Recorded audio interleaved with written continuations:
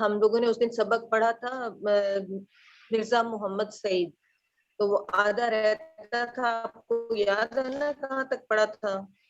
تو وہاں سے آگے میم سے ہم جو کہ لاسٹ کلاس تھی وہ میں نے نہیں لی تھی، اس دن میرا فائبر کٹ ہوا تھا تو میرا انٹرنیٹ نہیں چل رہا تھا، اس سے پچھلی والی لی ہم تھی نے میں نے. مرزا محمد سعید کا چیپٹر پڑھا تھا. تو یہ پیج نمبر، اب پتہ نہیں آپ لوگوں کی بکس کے پیجز ڈفرینٹ ہیں، تو لیکن اس کا ہم نے پڑھا تھا first second and third page جو ہے اس کا ہم نے 3 لائنز پڑھی تھی. وہ فرسٹ پیراگراف اس پیج کی فرسٹ 3 لائنز جو وہاں تک پڑھا تھا. سو وی ول کنٹینیو اگین. میں پھر بعد میں آپ کو ایکسپلین کر دوں گی. اٹینڈنس میں لیتی جا رہی. علین بیٹے آپ جلدی کلاس چھوڑ جاتے ہو، خیریت ہے؟ جی بیٹے. ہاں جی ٹیچر ڈیتھ ہو آپ گئی تھی کلاس، کسی کی. ہاں جی ٹیچر ڈیتھ ہو گئی تھی کسی کی. اچھا انا للہ. آپ کی طبیعت ٹھیک ہے نا؟ یس ٹھیک ہے. اوکے. ناؤ آپ اپنے کلاسز ساری اٹینڈ کرنی ہے بیٹا، پھر آپ کو یاد رہے گا. آپ کو پھر اس طرح فاطمہ ہے اور کون ہے اٹینڈنس آتے ہی اپنی بولتے جائے تاکہ مجھے پھر پتا چلے.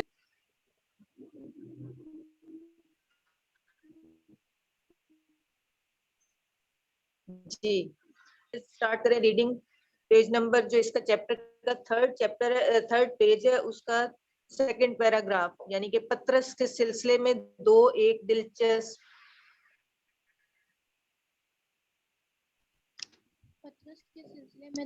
دلچسپ واقعات یاد آ گئے. پطرس آل انڈیا ریڈیو کے ڈائریکٹر جنرل ہو گئے تھے، مگر پرانے دوستوں سے رسم و وارا میں ذرا بھی فرق نہ آنے پایا تھا. مرزا صاحب کو رسم و راہ میں ذرا بھی فرق نہ آنے پایا تھا. مرزا صاحب کو انہوں نے کسی نہ کسی طرح آمادہ کر لیا تھا کہ ریڈیو سے کبھی کبھی تقریر نشر کریں. دو ایک تقریروں کے بعد کرنا شروع کر دیے. شد بات پطرس تک پہنچی. حاضر ہو کر وجہ دریافت کی. مرزا صاحب نے فرمایا، یہ شد نہیں ہے بیٹے، شدہ بات پطرس تک پہنچی. حاضر ہو کر وجہ دریافت کی. مرزا صاحب نے فرمایا، تمہیں اصلاح دینے کے بعد مجھے یہ منظور نہیں کہ تمہارے شاگرد مجھے اصلاح دیں. پطرس نے بڑی معذرت کی، مگر مرزا صاحب آئندہ نشر کرنے کے لیے آمادہ نہیں ہوئے. اگلے دن دفتر میں قیامت آ گئی. پورے اسٹاف کو جمع کر کے انہوں نے براڈ کاسٹنگ کے حسن اخلاق پر ایک طویل لیکچر دیا. بات تو کھل ہی گئی تھی. اسٹیشن ڈائریکٹر نے تقریروں کے انچارج کو بلا کر کہا کہ اگر اپنی خیر چاہتے ہو تو مرزا صاحب کو منا کر لاؤ. اس کو معلوم نہیں تھا کہ مرزا صاحب پطرس کے استاد ہیں. حسب دستور اپنی کارروائی دکھانے کے لیے اس نے ان کے مسودے میں سے دو ایک فکرے ہوتا ہے جو مسودے میں لکھا ہوا ان کا جو دستہ ہوتا ہے، جو بھی کتابوں کا جو لکھا ہوا وہ اپنا بھیجتے ہیں نا، جس کے اندر کتاب لکھی ہوئی ہوتی ہے اس کو کہتے ہیں مسودہ. مسودے میں سے دو ایک فرقے نکال دیے. ان فکروں کا نکلنا اس کا نوکری سے نکالے جانے کا پیش خیمہ ہو گیا. بھاگا مرزا صاحب کی خدمت میں معافی مانگی. ہاتھ جوڑے. مرزا صاحب نہ مانے. بولا تو حضرت میری نوکری کریں گے اور آپ کو دعائیں دیں گے. مرزا صاحب کے کان کھڑے ہوئے. بولے تو میں نہیں چاہتا.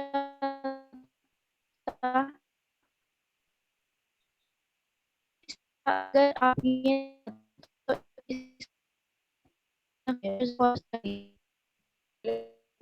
تو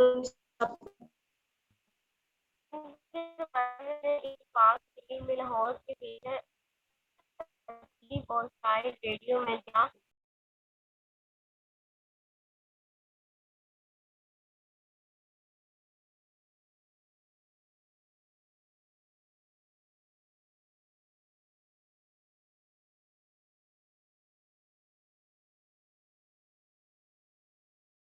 درخواست کی گئی کہ کچھ فرمائیں.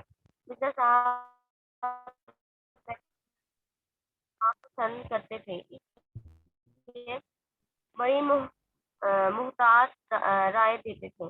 انداز کچھ ایسا ہوتا تھا، نہیں بات تو نہیں مگر خیر ایسا بھی ہوتا ہے. پطرس کو شوخی سوجھی.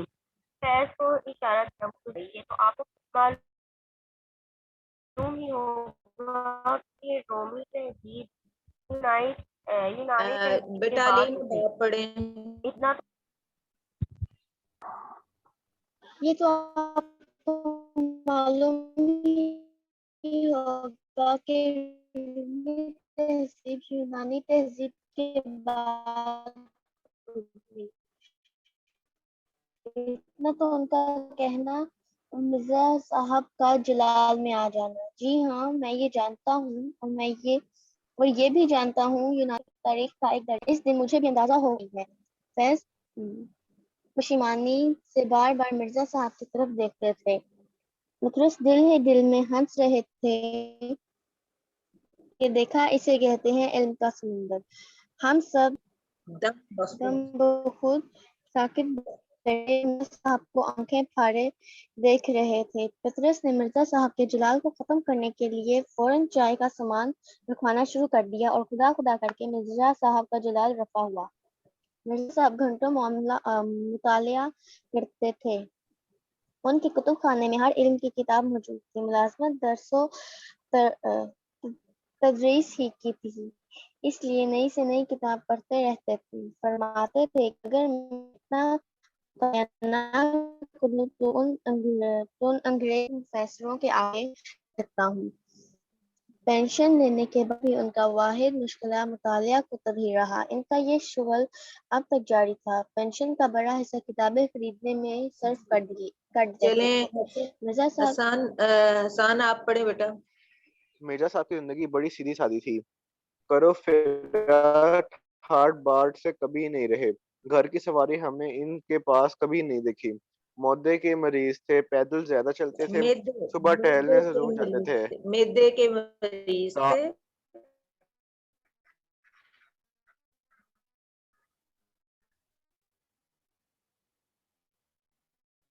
معدے کے مریض تھے، پیدل زیادہ چلتے تھے، صبح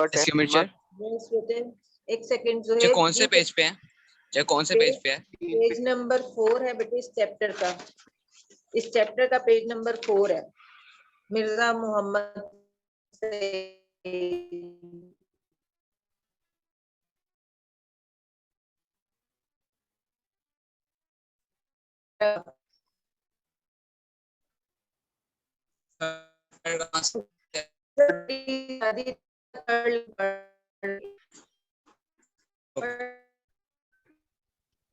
کھیل کچھ نہیں دیکھتے.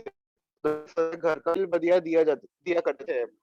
میں یہ سوالات کے خطاب دیتا تھا. میں نے سوچا کہ مرزا صاحب اگر اس پروگرام میں شرکت فرمانا منظور کر لیں تو ان کو چاند لگ جائیں. چنانچہ میں مرزا صاحب کی خدمت میں حاضر ہوا.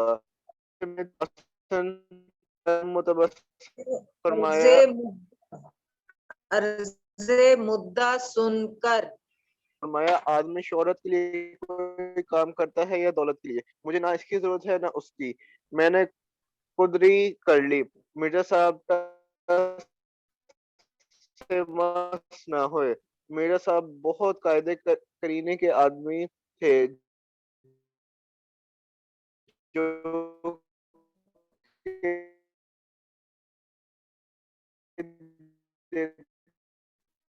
دیتے اس سے نہ پھرتے. جو کہہ دیتے اس سے نہ پھرتے. چلیں ابراہیم آپ بھی پڑھیں بیٹا. ابراہیم آپ پڑھیں. آپ جو کون سا ابراہیم آپ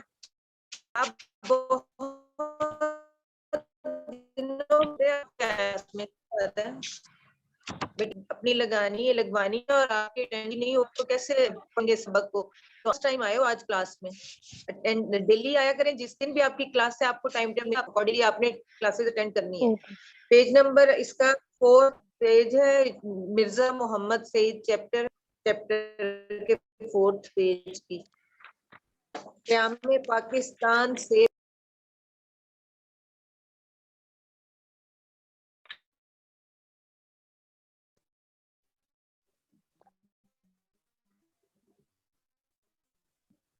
नहीं मिला आपको? जुहेब आप पढ़ देर, आप पढ़े फिर पढ़ेंगे। चलो ओके। क्या में पाकिस्तान से पहले जब मुस्लिम लीग ने जोर पकड़ा और सूबाई मुस्लिम लीग के सदर लीग काउंसिल के मेंबर हुई तो उसके मशीर मुकर्रर हुए, और जब पाकिस्तानी अदीबों का लिखा हुआ है गिल्ड 1959 में बनाया गया, तो मिर्जा साहब ही ने उस फरमाई। जाहिर अलील नहीं मालूम होते थे। इखारा अकहरा डील डेल अपना को कहा जाता है।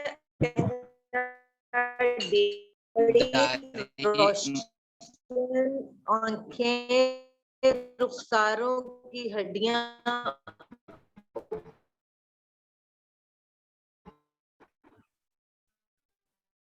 ओके।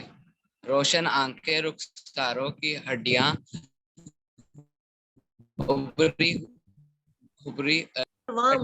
हंसते तो सामने के 2-4 दांत ना लगते थे। दाढ़ी मुंडी हुई ढान पान से आदमी थे। 30 ईस्वी में जब मैंने उन्हें पहली दफा देखा तो उनकी उम्र 44 to 45 साल की थी। ये बेटा 62 है और फिर आगे सन 62 है जब वो 76 साल के थे। 62 में जब वो 76 साल के थे तब भी वो वैसे के वैसे ही थे। उन्हें जमाने का शिकवा या सेहत की शिकायत करते कभी नहीं सुना। हंस हंस कर बातें करते थे। इब्राहिम अब आपको मिला चैप्टर? यस मिल गया। पेज नंबर 17 है। हाँ जी चले इब्राहिम पढ़ें।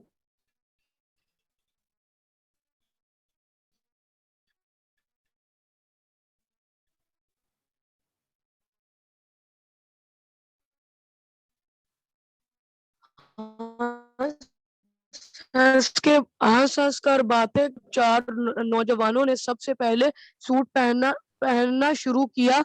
इनमें सबसे नफीस सूट मिर्जा साहब ही का होता था, मगर मैं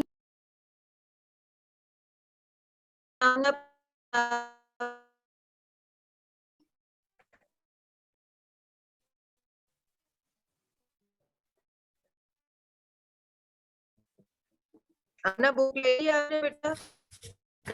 आप पिछली क्लास में अपनी जो मैं पिछली दफा आई थी तो आपने पूरी अपनी क्लासेस अटेंड करनी है।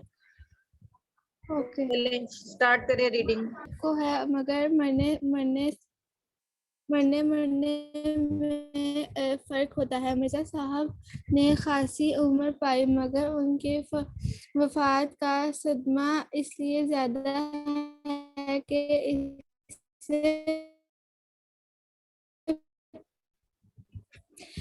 इसे काबिल और ऐसे शरीफ और ऐसे मजेदार लोग जमाना अब पैदा नहीं करेगा। अफसोस के प्रोफेसर मिर्जा मोहम्मद सईद अब वहाँ है जहाँ हमारी नेक आरज़ू जामिल अलूम हंसी से महरूम होने का हमें जितना भी गम हो कम है। अब कहाँ लोग इस तबीयत के। जी ये चैप्टर जो है खत्म हो और इसको मैं अब जिन बच्चों ने नहीं थी क्लास 10 की शुरू में बता देती हूँ कि ये शाहिद अहमद देलवी का लिखा हुआ मजमून है جس میں وہ ایک خاکہ یعنی کہ خاکہ نگاری اس کا جب کوئی شخص اس کے بارے میں لکھتا ہے تو اس کو کہا جاتا ہے کہ اس کے بارے میں خاکہ نگاری کی گئی ہے. تو یہ انہوں نے مرزا صاحب کی وفات کا اخبار میں پڑھا تو پھر ان کو ان کے بارے میں ان کے حالات زندگی کے بارے میں آہستہ آہستہ ان کو ذہن میں یاد آنا شروع ہو گیا اور پھر وہ اس کا ذکر کرتے ہیں کہ اتنے عظیم شخص تھے جن کی وفات کی خبر کسی کو نہیں پتا چلی. اتنا اچھا شخص جب دنیا سے چلا جائے تو کسی ہوتے ہیں کیونکہ وہ ایک پڑھے لکھے شخص تھے اور شہرت سے وہ گھبراتے نہیں تھے. وہ اپنے آپ کو کسی بھی شہرت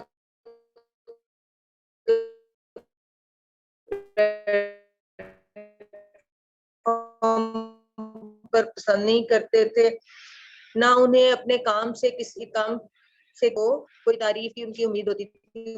وہ ہر پرواہ سے بے سلے سے بے نیاز ہو کر صرف اپنے سکون کی خاطر لکھا کرتے تھے.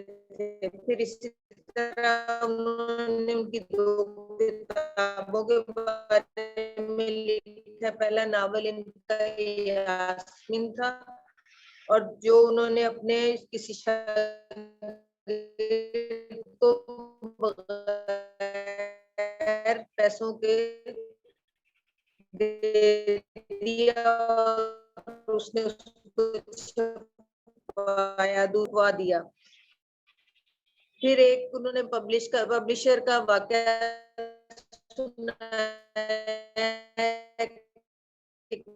مصنف نے کہ کس طرح وہ آئے تھے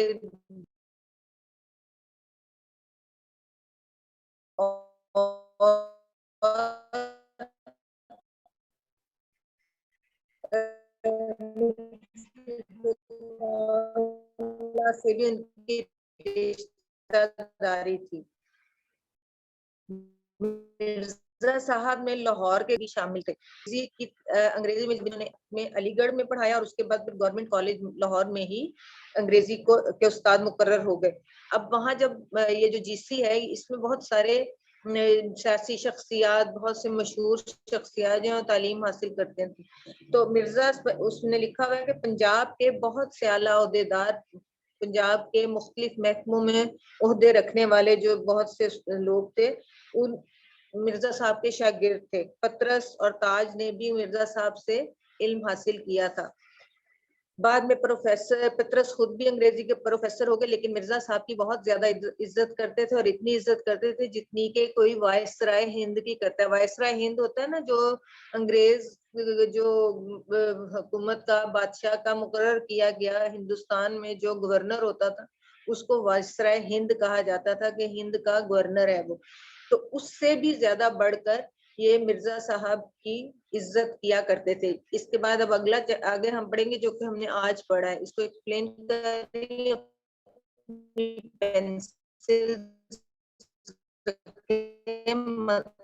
میننگز لکھنے کے لیے. پطرس کے سلسلے میں 2 ایک دلچسپ واقعات یاد آ گئے. آل انڈیا ریڈیو کے ڈائریکٹر جنرل ہو گئے تھے مگر پرانے پایا تھا. راہ و رسم ہوتا ہے میل جول, میننگ آپس کے میل جول میں, آپس کے تعلقات میں ذرا بھی ان کو اس میں فرق نہیں آنے دیا انہوں نے, حالانکہ وہ ان کا عہدہ بڑھ گیا تھا. مرزا صاحب کو انہوں نے, پطرس ان کے اسٹوڈنٹ تھے مرزا صاحب کو انہوں نے کسی نہ کسی طرح آمادہ کر لیا, یعنی کہ تیار کر لیا کہ ریڈیو سے کبھی کبھی اپنی تقریر نشر کیا کریں. 2 ایک تقریروں کے بعد مرزا صاحب نے کانٹریکٹ واپس کرنے شروع کیے, یعنی تو مرزا صاحب نے وہ اپنا جو کانٹریکٹ ہوتا ہے کہ جی میں اس طرح آپ کے ساتھ تقریر کروں گا وہ انہوں نے واپس شروع کر دیا. شدہ ہوتا ہے سنا ہوتے ہوتے بات پطرس تک پہنچی. پطرس ڈائریکٹر جو تھے اس کے ریڈیو پاکستان کے, جب یہ بات پطرس تک پہنچی وہ حاضر ہوئے اور ان سے پوچھا کہ بھی کیا وجہ ہے کہ آپ نہیں اب آپ کانٹریکٹ میں لے رہے اور نہیں تقریر کرنے کی کوشش کر رہے. مرزا صاحب نے فرمایا تمہیں اصلاح دینے کے بعد مجھے یہ منظور نہیں کہ تمہارے شاگرد مجھے اصلاح کریں. کہ میں تمہیں تمہاری تو اصلاح کر دیتا ہوں, تمہیں تو میں دے دیتا ہوں, لیکن اب مجھے یہ منظور نہیں کہ میرے لکھے ہوئے کام کی کوئی تمہارے اسٹوڈنٹ جو ہے نا وہ میری اصلاح کریں. یعنی کہ وہ قابل احترام تھے ان کے لیے, پطرس کے لیے بھی. تو وہ ان کو یہ ان کے کسی شاگرد نے جو کہ ریڈیو پاکستان میں ہوں گے, انہوں نے ان کے کسی جو لکھے ہوئے کام کی تھی اس میں کوئی اصلاح کر دی ہوگی. پطرس نے بڑی معذرت کی معافی طلب کی اور کہا, اور لیکن مرزا صاحب آئندہ نشر کرنے کے لیے آمادہ نہیں ہوئے. لیکن مرزا صاحب جو تھے وہ آئندہ آنے والے دنوں میں تیار نہیں نظر آتے تھے کہ ایسے نہیں, میں نہیں کر سکتا. اگلے دن دفتر میں قیامت آ گئی. پطرس نے سب کو بلا لیا کہ بھی پورے سٹاف کو جمع کر کے انہوں نے براڈ کاسٹنگ کے حسن اخلاق پر ایک طویل لیکچر دیا. اب سب کو جمع کر لیا سارے عملے کو, اور پھر ان کو کہا کہ یہ اچھا حسن سنا, ایک طویل لیکچر دیا. بات تو کھل ہی گئی تھی.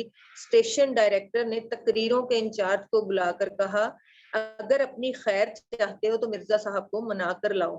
یعنی کہ اسٹیشن ڈائریکٹر جو تھے اس نے جو تقریروں کا انچارج تھا وہ تقریروں کو اپنی طرف سے نوک پلک ان کی درست کرتا تھا. اس نے مرزا صاحب کی بھی کوئی لائنیں ایک دو نکال دی ہوں گی یا کچھ اس طرح اس نے چینج کیا ہو, جس کا مرزا صاحب کو بالکل نہیں پسند آیا. اب انہوں نے کہا کہ اگر تم اپنی خیر چاہتے ہو تو مرزا صاحب کو منا کر لاؤ. اس کو معلوم نہیں تھی کہ مرزا صاحب پطرس کے استاد ہیں. اس کو یہ بات معلوم نہیں تھی کہ مرزا صاحب جو ہیں وہ پطرس کے بھی استاد تھے. حسب دستور اپنی کاروائی دکھانے کے لیے اس نے ان کے مسودے میں سے 2 فقرے نکال دیے تھے. یعنی کہ اس کو نہیں تھا پتا کہ یہ ان کے استاد ہیں, اور اس نے اپنی عادت کے مطابق حسب دستور اس نے اپنے طریقے کے مطابق اپنا کام دکھانے کے لیے اس نے ان کے مسودہ ہوتا ہے جو کہ ان کی بک لکھی ہوئی ہوتی ہے یا تقریر لکھی ہوئی ہوتی ہے, اس کے اندر سے کچھ 2-4 جملے وہ بدل دیتے تھے یا نکال دیتے تھے. ان فکروں کا نکالنا ہی اس کی نوکری سے جانے کا پیش خیمہ ہو گیا. اس کی وجہ بن گئی, اس کا سبب بن گیا. اب وہ فکرے جو نکالے تو اس کی نوکری جو تھی پطرس, انہوں نے کہا کہ تم نے تو میرے استاد کی بےعزتی کر دی, ان کے جملوں میں چینجز کر دی, تو یہ اس کی نوکری جانے کی وجہ بن گئی. بھاگا مرزا صاحب کی خدمت میں, معافی مانگی, ہاتھ جوڑے. مرزا صاحب نہ مانے, بولا تو حضرت میری نوکری گئی, بال بچے بھوکے مریں گے اور آپ کو دعائیں دیں گے. اب وہ کہتے ہیں کہ مرزا صاحب میری تو نوکری چلی گئی ہے اور اب میں کیا کروں, میرے تو بال بچے بھوکے مر جائیں گے. اب یہ سن کر مرزا صاحب رحم دل تھے, ہر کام آسانی کر دیتے تھے, لوگوں کے مدد کرتے تھے. مرزا صاحب کے کان کھڑے ہوئے, بولے یہ تو میں نہیں چاہتا. کہنے لگے میں تو ایسا نہیں چاہتا تھا کہ تمہاری نوکری جائے. اس نے کہا اگر آپ یہ نہیں چاہتے تو اس کانٹریکٹ پر دستخط کر دیجئے. مرزا صاحب نے فوراً دستخط کر دیے. یعنی کہ اس نے کہا کہ اگر آپ ایسا نہیں چاہتے تو اس کانٹریکٹ کو جاری رکھیں اور اس پر دستخط کر دیں, اور اس کو سنتے ہی نوکری جائے گی. انہوں نے فوراً اس کانٹریکٹ پر سائن کر دیے. یعنی کہ ان کا طبیعت میں اس طرح کی مزاج تھا کہ وہ کسی کو تکلیف نہیں دیتے تھے اور کسی کو جان بوجھ کر تنگ نہیں کرتے تھے. لیکن اب انہوں نے دیکھا کہ یہ شخص جو ہے یہ مشکل میں, انہوں نے اس کی مدد کی اور اس کے یہ مان لیا کہ اس کانٹریکٹ کو میں جاری رکھوں گا.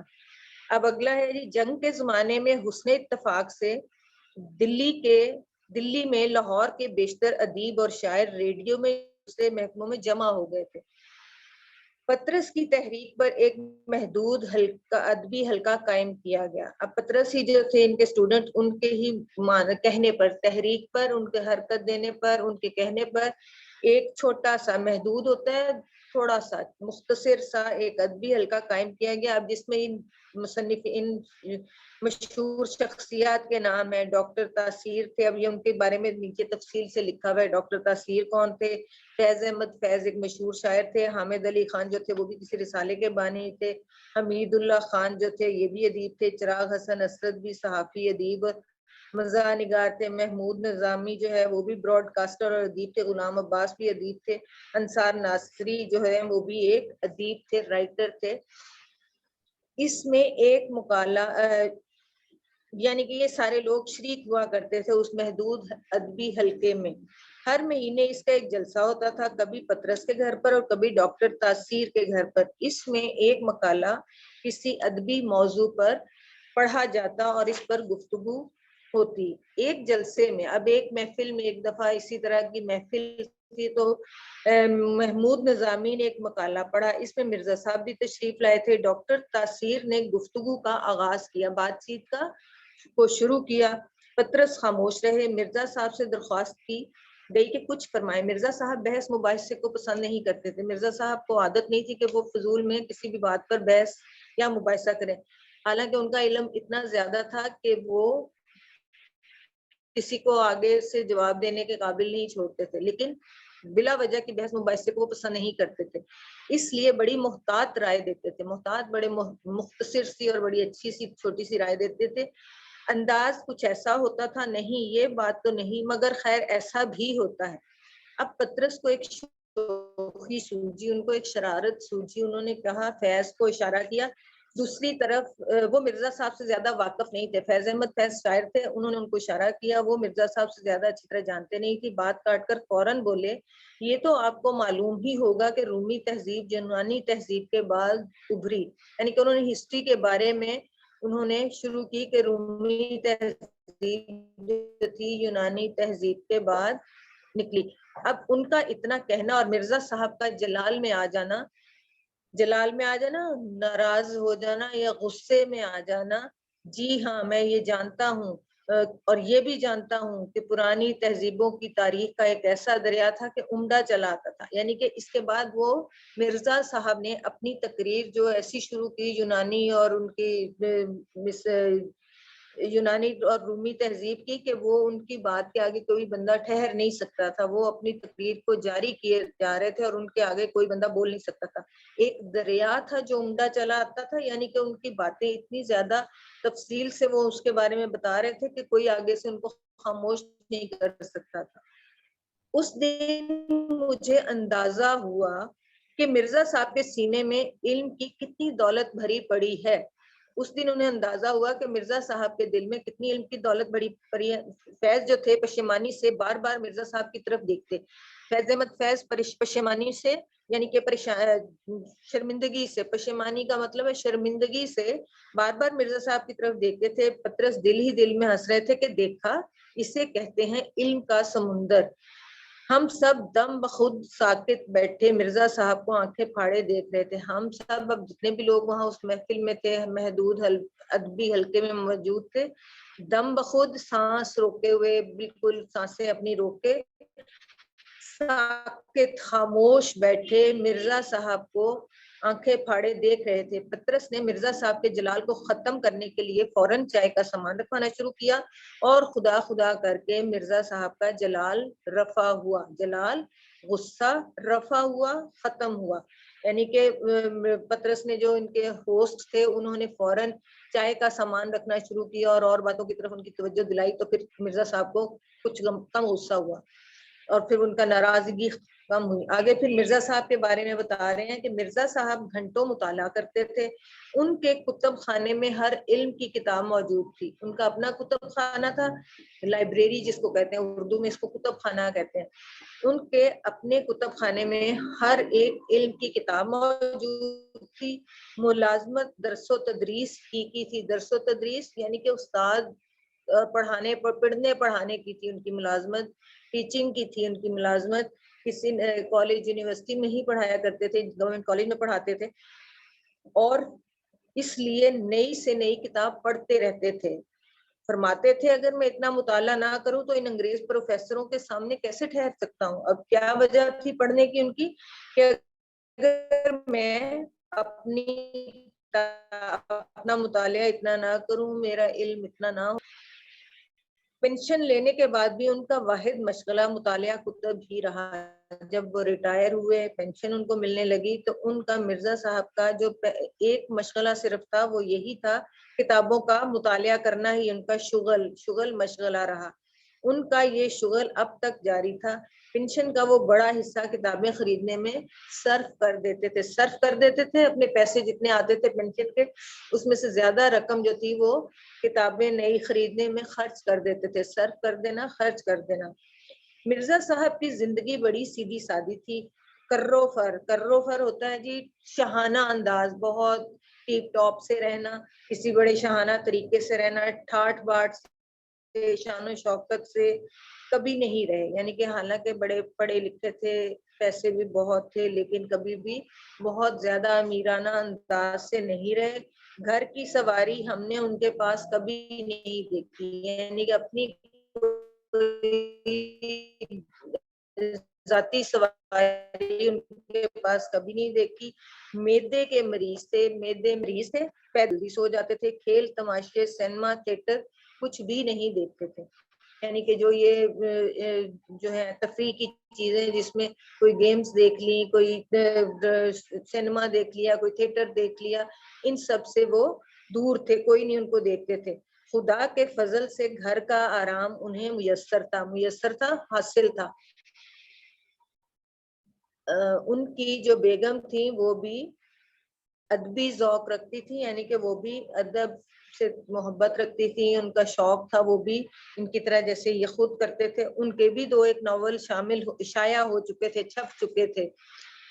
औलाद सादतमंद, बीवी सलीकाशार, पेंशन इतनी कि बुढ़ापे में किसी की मोहताजी नहीं, यानी कि औलाद नेक थी, सौले थी, और बीवी भी बड़ी समझदार थी, और पेंशन इतनी थी कि बुढ़ापे में किसी से कोई मांगना कभी नहीं पड़ा था, किसी की मोहताजी नहीं थी। खाना भी सादा खाते थे, लिबास भी सादा पहनते थे, रहन सहन सादा था। फिर एहतियाज हो तो किस बात की, एहतियाज का मतलब है परेशानी, परेशानी हो तो किस बात की। कल्बे मुतमइन्ना की दौलत से माला माल थे। कल्ब होता है दिल, मुतमइन दिल, दिल के सुकून, दिल के सुकून की दौलत से माला माल थे, भरे पड़े थे। माला माल होना, मालदार होना, भरे होना। रेडियो पाकिस्तान कराची से 12 साल पहले एक प्रोग्राम दानिश कदा शुरू किया गया, जिसमें 4 दानिशवर बुलाए जाते थे। अब जैसे ये हम टीवी में देखते हैं ना, कोई ऐसा प्रोग्राम जिसके अंदर 2-3 होस्ट बुलाते हैं मेहमानों को, फिर उनके साथ उनकी बहस होती है। तो लेकिन उस वक्त टीवी नहीं था, तो रेडियो के जो पाकिस्तान था उसमें इसी तरह का एक प्रोग्राम शुरू किया गया, जिसमें 4 पढ़े लिखे लोग, दानिशवर, अक्लमंद लोग बुलाए जाते थे, और वो सुनने वालों के सवालों के जवाब फिल बदी होता है फौरन सुनकर ही फौरी जवाब दे देते थे। मैं मीरे सवालात की खिदमत अंजाम देता था। मीरे सवालात, मैं कौन है इसमें, मुसन्निफ जो कि शाहिद अहमद देलवी हैं। तो कहते हैं कि मैं जो था सवालात का, यानी कि होस्ट, सवाल पूछने की मैं खिदमत अंजाम देता था।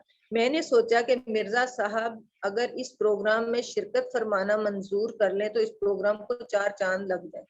अब मुसन्निफ जो थे शाहिद अहमद देलवी, उन्होंने सोचा कि अगर मिर्जा साहब मेरे इस प्रोग्राम में, ये जो मैं दानिश कदा शुरू किया गया है, इसमें अगर मिर्जा साहब भी एक दफा आ जाए तो मेरा प्रोग्राम जो है उसको बहुत रौनक लग जाए, 4 चांद लग जाए, बहुत मशहूर हो जाए, मशहूरी हो जाए। चुनांचे मैं मिर्जा साहब की खिदमत में हाजिर हुआ। अर्ज़े मुद्दा सुनकर मुतबस्सम हुए। अर्ज़े मुद्दा अपना मसला सुनकर, मेरा जो था सवाल सुनकर मुतबस्सिम हुए, मुस्कुराए।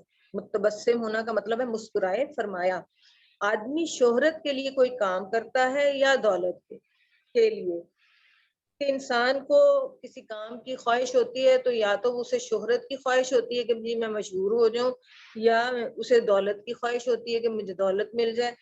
वो कहते हैं ना मुझे इसकी जरूरत है ना उसकी, मैंने कुदरी कर ली, मैंने बार बार कहा, इसरार किया। कुदरी का मतलब है मैंने बार बार इसरार किया। मिर्जा साहब टस से मस ना हुए, बिल्कुल भी ना माने। टस से मस ना होना, अपनी बात पे जमे रहे और मेरी बात के ऊपर बिल्कुल भी उन्होंने कोई गौर ना किया। मिर्जा साहब बहुत कायदे करीने के आदमी थे, कायदे करीने के, बहुत तौर तरीके के, बहुत रख रखाव वाले शख्स थे। जो कह देते उससे ना फिरते, एक दफा जो बात कह दी उससे कभी ना फिरे। क़याम पाकिस्तान से पहले जब मुस्लिम लीग ने जोर पकड़ा तो मिर्जा साहब ने सियासत में भी हिस्सा लेना शुरू कर दिया और सूबाई मुस्लिम लीग के सदर मुंतखब हुए और मुस्लिम लीग काउंसिल के मेंबर भी चुने गए। कराची यूनिवर्सिटी कायम हुई तो उसके मुशीर मुकर्रर हुए। और जब पाकिस्तानी अदीबों का गिल्ड 1959 में बनाया गया तो मिर्जा साहब ने ही उसके पहले इजलास की सदारत फरमाई। गिल्ड होता है जो कि ग्रुप, एक पूरा उनका ना लोगों का एक कॉन्फ्रेंस के लिए लोगों को जमा किया जाए ना, उसमें मिर्जा साहब ने इसकी सदारत खुद ही की। اب उनकी वफात का जो सुना था मुसन्निफ ने, अब आखिरी पैराग्राफ में उनकी वफात का अब जिक्र करते हुए कहते हैं कि मिर्जा साहब की तबीयत कैसी थी, किस तरह की शख्सियत के मालिक थे, और उनकी मौत का सुनकर मुझे क्यों इसका दुख हुआ। अब मिर्जा साहब बज़ाहिर अलील नहीं मालूम होते थे। अलील होता है कि बीमार, बीमार बज़ाहिर तो नहीं नजर आते थे। अकहरा डील यानी कि दुबले पतले थे। हुलिया उनका ऐसा था कि वो बिल्कुल दुबले पतले थे, उनका जिस्म इतना मोटा ताजा नहीं था। उजला रंग, सफेद रंग और कुशादा पेशानी, चौड़ी पेशानी होती थी उनकी, ये जो इसको कहते हैं फोरहेड को। घनी भवों के साए में बड़ी बड़ी रोशन आंखें, भवों के साए में उनकी बड़ी बड़ी रोशन आंखें और रुखसारों की हड्डियां उभरी हुई, अपने उनके जो चीक्स की बोन्स थी वो उभरी हुई थी, और कुतरमा मूछें खूब तराशी हुई। हंसते तो सामने के 2-4 दांत टूटे हुए नजर आते थे मगर बुरे ना लगते थे। दाढ़ी मुड़ी हुई, धान पान से आदमी थे, धान पान से बहुत दुबले पतले कमजोर से आदमी थे। सन 30 में, 1930 की बात है, और सन 30 में जब मैंने उन्हें पहली दफा देखा तो उनकी उम्र 44 या 45 साल थी, 44 या 45 ईयर्स के थे। सन 62 में मैंने जब उन्हें देखा तो वो 76 साल के थे। तब भी वो वैसे ही के वैसे थे, यानी कि उसने 72 ईयर्स और 45 साल की उम्र के वक्त पे, यानी कि इतने वर्षे के बाद उनको जब दोबारा देखा तो कहते हैं कि मुझे तो वैसे के वैसे लगे। उन्हें जमाने का शिकवा या सेहत की शिकायत करते कभी नहीं सुना था। जैसे लोग कहते हैं ना कि कोई जमाना मुझे ये जमाने की तकलीफें हैं, या ये है, या मुझे बीमारी है, ऐसी कभी कोई शिकायत उनसे किसी ने नहीं सुनी थी। हंस हंस कर बातें करते रहते थे। सुना है कि दिल्ली के जिन 2-4 नौजवानों ने सबसे पहले सूट पहनना शुरू किया, उनमें सबसे नफीस सूट मिर्जा साहब का ही होता था।